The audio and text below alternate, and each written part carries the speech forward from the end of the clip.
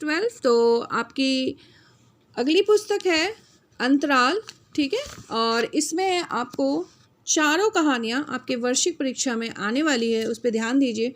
सूरदास की झोपड़ी, आरोहण, बिस्कोहर की माटी और अपना मालवा। तो अभी आपको मैं बिस्कोहर की माटी कराने वाली हूँ, ठीक है। तो बिस्कोहर की माटी के प्रश्न उत्तर करेंगे। ये कहानी मैंने आपको समझा दी है, इसके प्रश्न उत्तर बहुत इंपॉर्टेंट है, तो मैं आपको ये करवा देती हूँ। और सूरदास की झोपड़ी और आरोहण, ये एक बार फिर से मैं आपको सिलेबस में चेक करके बताऊँगी कि आपकी वार्षिक परीक्षा में आ रहा है या नहीं, यानी कि इसमें से प्रश्न पूछे जाएंगे या नहीं। अगर जाएंगे तो इसके वीडियोस मैं आपको फिर से रीसेंड करूंगी, नहीं पूछे जाएंगे तो मैं इसको कट का निशान लगवा दूंगी। आज मैं आपको बिस्कोहर की माटी के प्रश्नोत्तर कराने जा रही हूँ। कहानी आपको मैं समझा चुकी हूँ कि लेखक बिस्कोहर घूमने जाता है अपने गांव, उसकी माटी से उसकी काफ़ी यादें जुड़ी हुई हैं और अपने गाँव के बारे में वो काफ़ी सारी जानकारियाँ भी हमें देता है और अपने गाँव से वो बहुत प्रेम भी करता है, इसीलिए वो अपने गाँव की सारी तारीफ़ें इस कहानी में लिखता है, बड़ाई करता है और हर एक छोटी से छोटी, बड़ी से बड़ी बातों के बारे में कहानी में जिक्र करता है।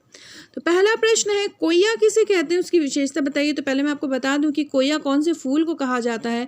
इसे कुमुद कहते हैं, हिंदी में इसे कुमुद कहते हैं, गांव की भाषा में इसे कोया कहते हैं और वैसे इंग्लिश में आप इसे जानेंगे वाटर लिली, ठीक है।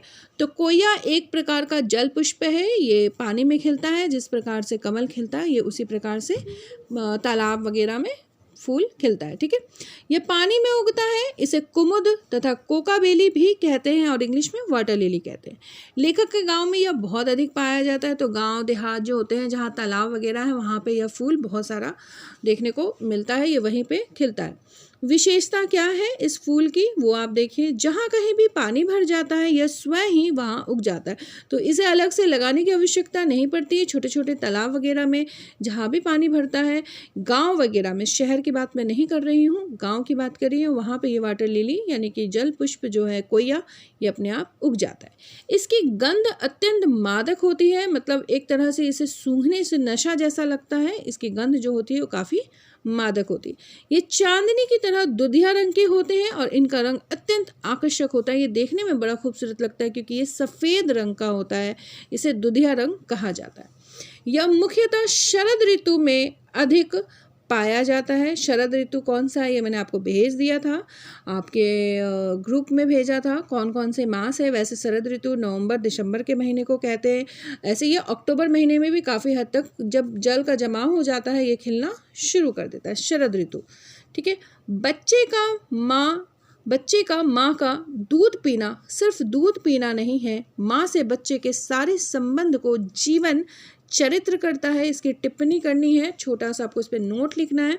तो माँ के दूध से बच्चे का विकास होता है। बच्चा कुछ खाना नहीं खा सकता, इसीलिए वो माँ के दूध को पीता है और उसी से उसके शरीर का और दिमाग का विकास भी होता है। जन्म के उपरांत बच्चा भोजन नहीं कर सकता, उसके मुंह में दांत नहीं होता, वो माँ के दूध को ही ग्रहण करता है और वो काफ़ी समय तक माँ के दूध से ही अपना पेट भरता रहता है, साल 1.5 साल।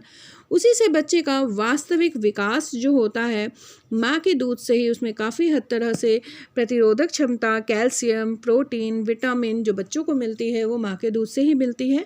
वैसे भी नवजात शिशु के लिए माँ का दूध अति आवश्यक होता है, सर्वोत्तम कहा जाता है। दूध पिलाना संबंधों का आधार। तो माँ अपने बच्चों को गोद में लेकर दूध पिलाती है। बच्चा गोद में कभी रोता है, हंसता है, खेलता है, माँ से चिपटा रहता है, कभी माँ को पैर मारता है। इन सब क्रियाओं के दौरान माँ बच्चे को प्यार ही करती रहती है, कभी धुतकारती नहीं है, वह उसे अपनी स्नेह छाया से दूर नहीं करती। तो इस तरह से देखा जाए तो माँ का संबंध अपने बच्चे से जब वो पेट में रहता है तभी से जुड़ जाता है, जो पूरे जीवन तक के लिए जुड़ा ही रहता है। अगला प्रश्न है, विश्वनाथ पर क्या अत्याचार हो गया। तो विश्वनाथ अभी दूध पीने के योग्य ही था, बहुत बड़ा नहीं हुआ था। उसी समय उसका छोटा भाई पैदा हो गया और उसके आने से माँ के दूध पर उसका अधिकार हो गया, क्योंकि जो बच्चा पैदा हुआ माँ उसे दूध पिलाती थी तो उसका अधिकार हो गया और आने वाले नए सदस्य का उस दूध पर अधिकार हो गया। अब उसे गाय के दूध पर निर्भर रहना पड़ा, क्योंकि गाय का दूध भी माँ के दूध के समान ही होता है, जिसमें प्रोटीन, कैल्शियम, मिनरल्स होते हैं। तो गाय के दूध पर अब विश्वनाथ को निर्भर होना पड़ गया और ये एक तरह से विश्वनाथ के ऊपर काफ़ी अत्याचार था, जिसके बारे में उसने बताया।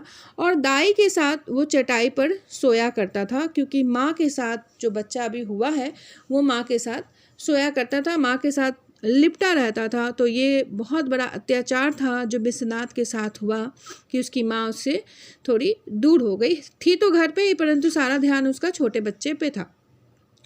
अगला प्रश्न है, गर्मी और लू से बचने के उपायों का विवरण दीजिए। क्या आप भी इन उपायों से परिचित हैं? तो गर्मी और लू आप अच्छी तरह से जानते हैं।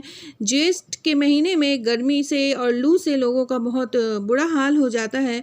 तो गर्मियों में गांव में लू से बचने के लिए प्याज को बदन के किसी भी हिस्से के साथ बांधना तथा लू लगने पर कच्चे आम को पकाकर उसका पन्ना भूनकर गुड़ या चीनी में उसका शरबत बनाकर पीना। ये दो उपाय सबसे प्रमुख माने जाते हैं कि गर्मी के दिनों में अगर लोग बाहर जाते थे तो अपनी पोटली में प्याज काट कर बांध लेते थे ताकि धूप ना लगे।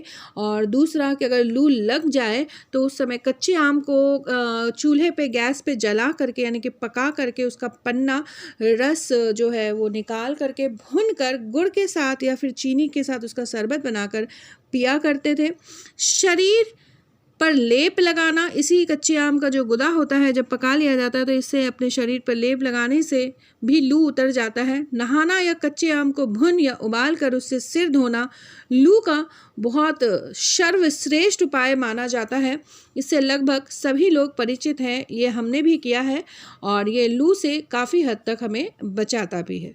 ठीक है, तो आज मैं आपको 4 प्रश्न उत्तर समझा चुकी हूँ और इसमें 4-5 प्रश्न उत्तर हैं, वो आपको मैं अगले वीडियो में पोस्ट करूँगी। इसे आप पढ़िए, समझिए और याद कीजिएगा। और इसकी फ़ोटोज़ मैंने आपको भेज दी, अपनी कॉपी में से कंप्लीट कर लीजिएगा। ओके क्लास 12, धन्यवाद।